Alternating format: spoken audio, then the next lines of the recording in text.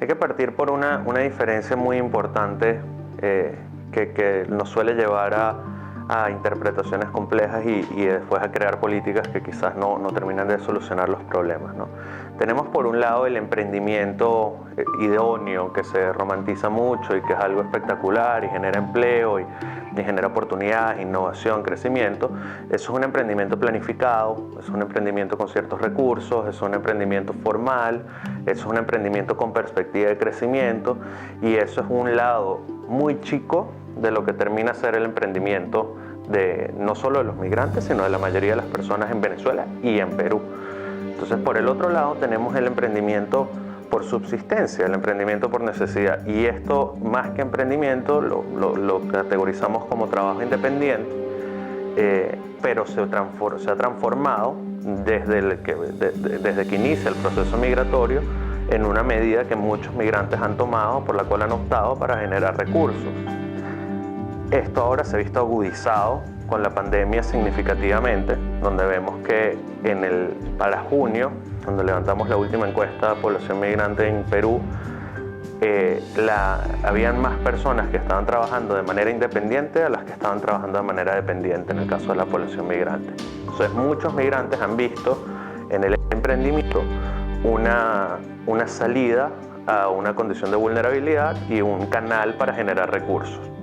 Ahora, la gran pregunta es cómo transformo un emprendimiento de subsistencia vulnerable, sin recursos, informal, en un emprendimiento con perspectivas.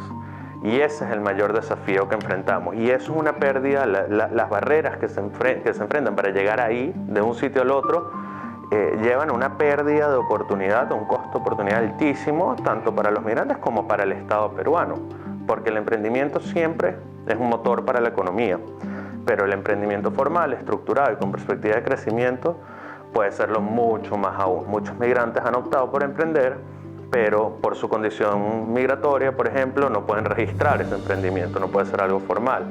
El nivel de desinformación es muy alto respecto a lo que tienen que saber para formalizar o para tener permisos sanitarios en caso de ser productos de alimentos, por ejemplo, o lo que tienen que tener para poder vender aquí o allá, los permisos que necesitan. Entonces, en general, hay mucha desinformación respecto a lo que es el proceso de registrar una empresa o de empezar un negocio de carácter formal, que hace que la mayoría de estos emprendimientos se queden en un nivel de subsistencia. Por otro lado, tenemos el tema de los recursos y el acceso a financiamiento, el cual es, por decirlo de alguna manera, prácticamente inexistente. El acceso al sistema financiero ha sido muy bajo y el financiamiento formal es prácticamente inexistente, y el informal tiene unas tasas y unas condiciones que pueden llegar a ser incluso peligrosas. Por el otro lado, por el lado informal, tenemos personas privadas, tenemos actores, empresas informales que se dedican a dar préstamos, o personas que se vuelven prestamistas, un montón de otras personas, donde hay colaterales altos, donde la gente tiene que poner productos o cosas que tengan en su poder como colateral al préstamo. Las tasas suelen ser mucho más altas. Esta gente realmente en muchos casos no ve el potencial de retorno, sino ve el potencial de querer cobrar el producto que se puso como colateral. Y en muchos casos esta informalidad y la manera de cobrarlo puede terminar incluso en contextos de violencia, pues. La realidad es que la mayoría de las personas, producto de la pandemia, ha optado, se quedó en gran parte desempleado. Más del 33% había perdido su empleo producto únicamente de la pandemia para junio de 2020.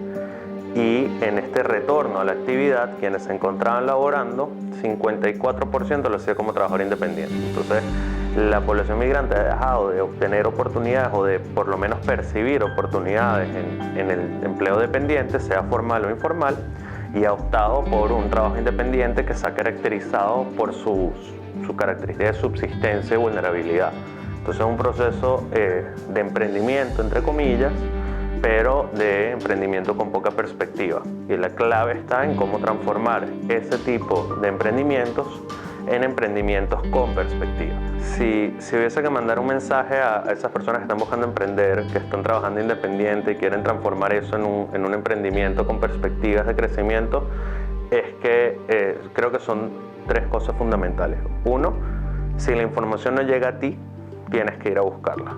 Hay que tomar iniciativa y es difícil a veces porque el día lo consume a uno en el trabajo que está realizando y no queda tiempo como para ir a buscar las otras cosas, pero sin información no se logran las cosas. La información en ese sentido es poder. El punto número 2, la capacitación. Mientras más habilidades uno pueda tener, mejor. Un emprendedor es una especie de todero.